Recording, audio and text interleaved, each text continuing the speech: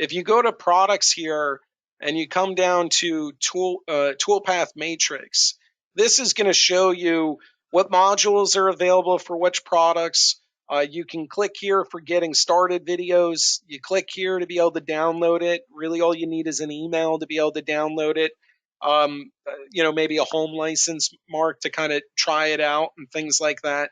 And then as you scroll through, you can see 4-axis Pro, so it's Express, Standard, Pro, Premium for 3-axis. And then it's 4-axis Standard, 4-axis Pro for 4-axis, and then 5 Standard, 5 Pro, 5 Premium.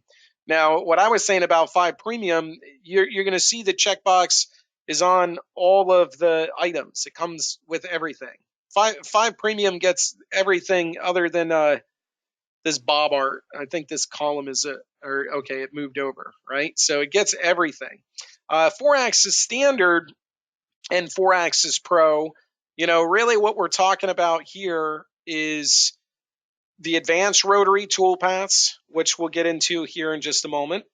Deburring, which is edge breaking, which you'll be able to use in 3 and 4-axis at that point.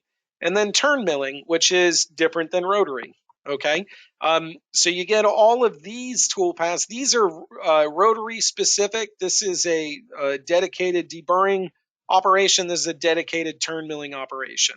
Okay, in addition to that, you're also going to get all of these surface-based toolpaths, so parallel cuts. Now, what's really cool about this list is if you click on one of the names, it gives you a little information about it too. So if you're curious about what flow line is, you can click on flow line. It gives you a little description to help you understand it better. And then the checkbox tells you what comes in what package. Okay.